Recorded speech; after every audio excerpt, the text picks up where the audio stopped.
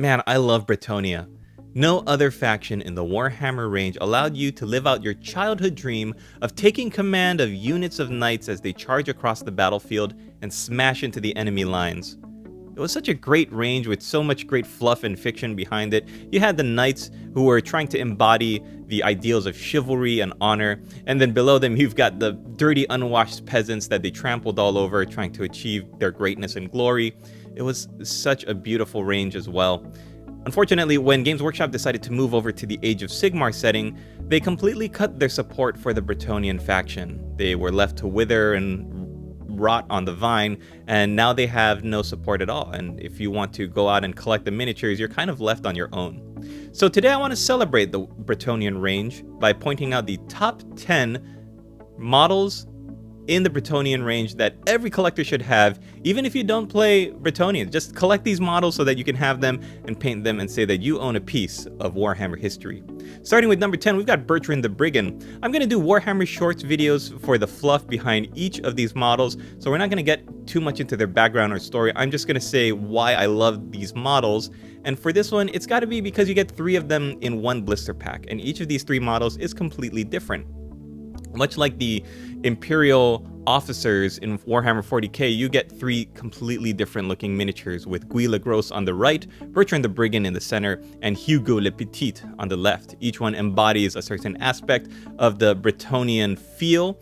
Hugo le Petit on the left is a big, beefy dude, and you can see that he's got big muscles, a big frame, big manly bushy beard. And Bertrand in the center is a little bit more normal size, human size, and he's got his bow raised. He's got a very heroic pose and expression. And Guy le Gros on the right is just basically a big, fat friar-looking guy with a giant keg of wine on his back to refresh the troops during battle. I love these models. I love how different they are. I love how you will expand your skill set as a painter if you're able to get them and paint all 3 of them up to the highest degree possible. Bertrand le Brigand, number 10. Morgiana le Fay is number 9. She's the Fay Enchantress, and she's riding a unicorn. This is the first unicorn. I think this might be the only unicorn that I've seen in the Games Workshop range. I love this figure because the unicorn is not a plastic horse with a unicorn head. It is a full metal model because of all the detail you can see on the armor of the horse, on the way the tail and the head are shaped and angled.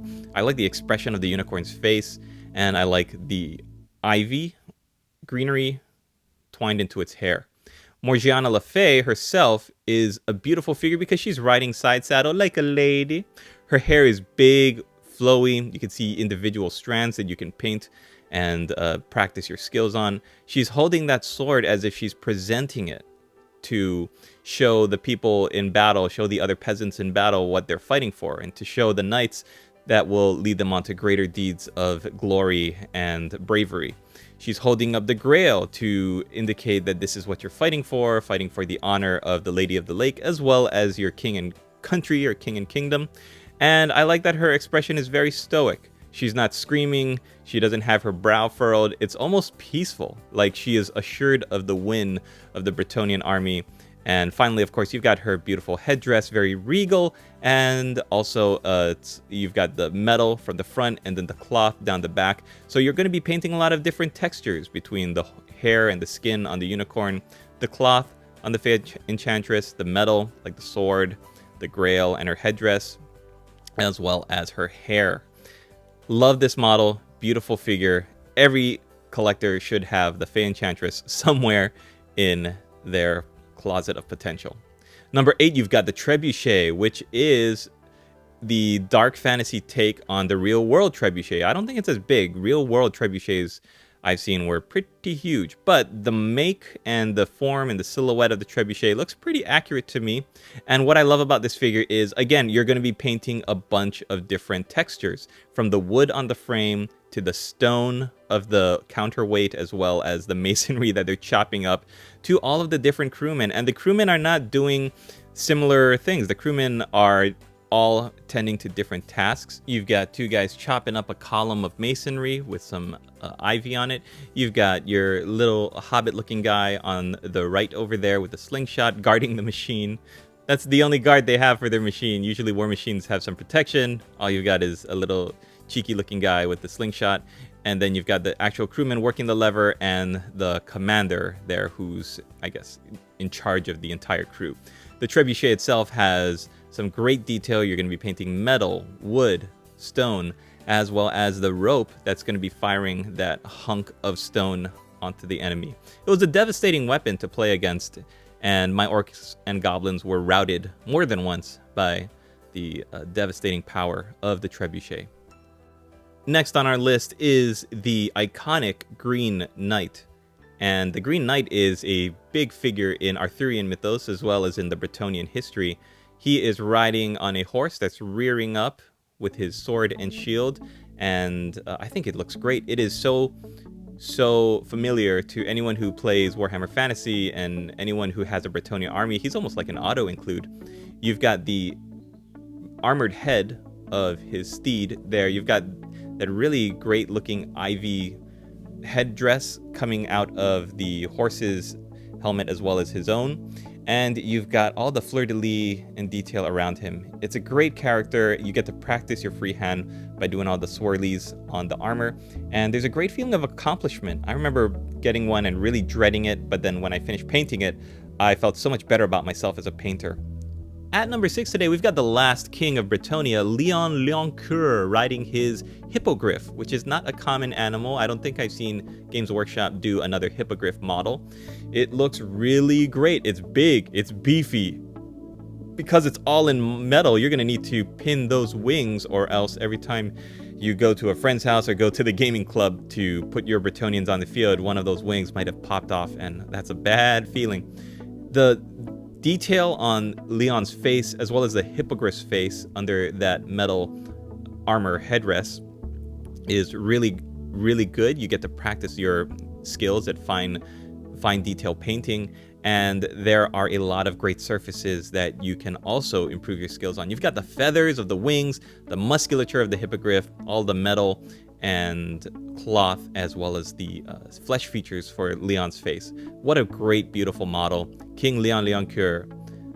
Next on our list, we celebrate the weird and wacky with the Grail Reliquae. You've got a bunch of battle pilgrims who are basically so amped up to go into battle because they have what they consider to be the most holiest of holies, a Grail Knight who, and his faithful horse, who had passed away, and they were so driven to continue the Grail Knight and to show how powerful he was in completing his Grail quest, that they're going to take his corpse, they're going to pretend to be a horse, hold up his horse head, and go into battle thinking that he still imbues that magical power and that he can help them to defeat the enemy. These are all battle pilgrims, which means that they are a level of crazy that the regular peasants charging into battle are just not able to achieve yet. And you can see they've propped him up like he's still riding into battle, even though he's long since rotted away. He's holding his grail, he's holding his lance.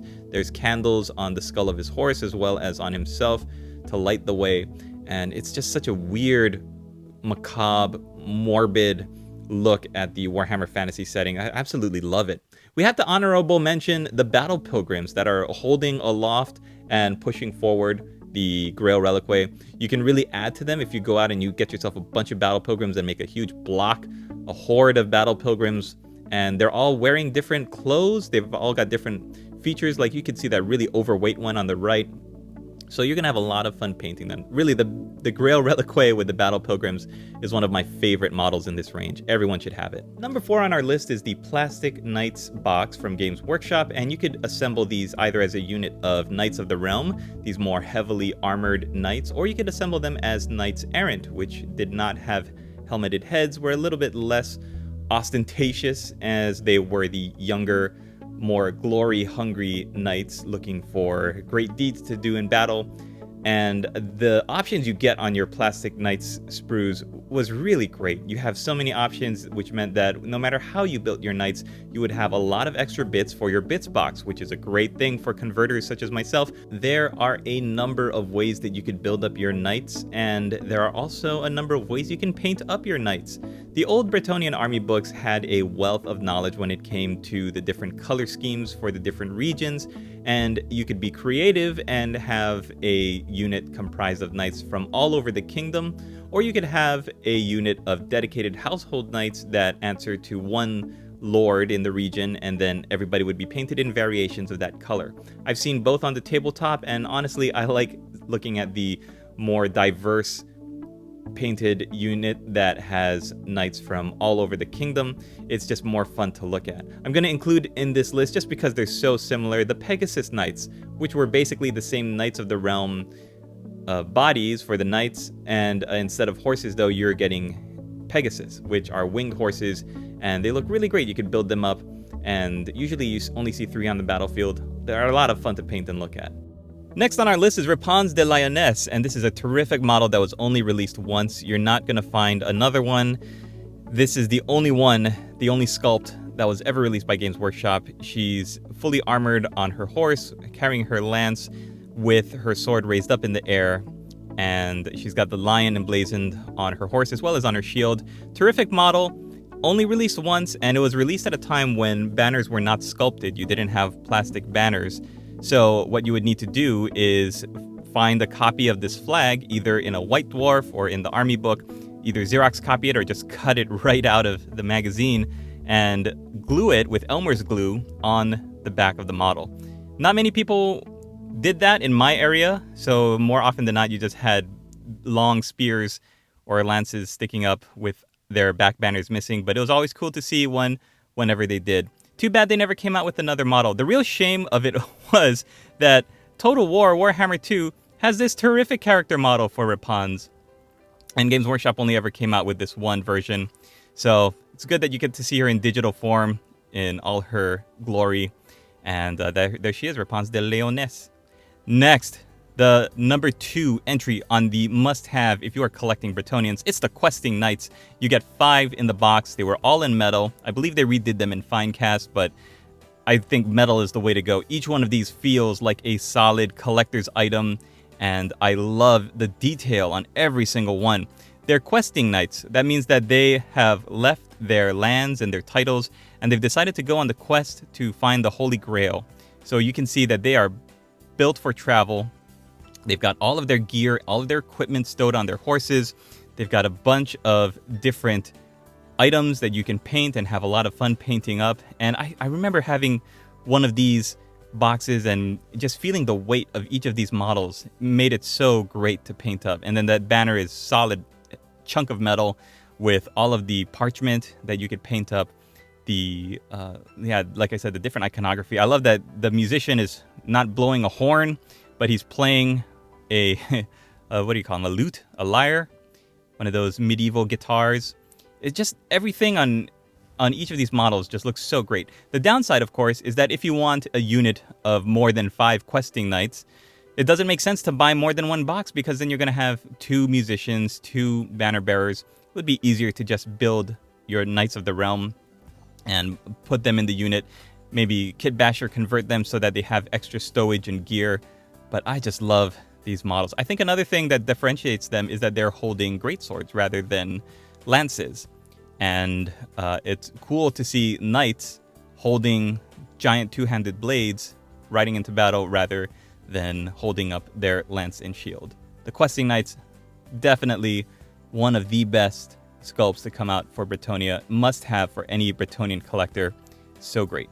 And that's going to bring us to the best models in the Bretonnian range. I'm going with the plastic infantry, the man-at-arms, as well as the bowmen. Both of these sprues are packed with so much extra bits and options that they make it really, really fun for a collector. You've got so many different heads. They're not all equipped with the same heads. Even though their bodies are mostly the same, you can angle the shields in different ways to give them a little bit more of a ragtag field, which is good because these men-at-arms are not well-trained infantry like the state troopers, not drilled to military precision. They're really just peasants that have taken up arms to fight for their lords. You've got extra bits like frogs, and there's that joke about frogs and frog legs, the French, and I mean, there's just like, I think the Bowmen have a hunting dog, a hound. There's so much great detail. The drummers, the musicians are like big, portly, rotund guys. The options for the heads. As a modeler, as a kit basher, as a hobbyist who really enjoys the hobby, you have so much versatility with these kits. You can really use them in a variety of different ways. Oh yeah, I forgot the Bowmen also have these spikes in the front, which you've never seen before. Defensive spikes against enemy cavalry. Just so much fun to paint. And I love all of the extra options, like I said.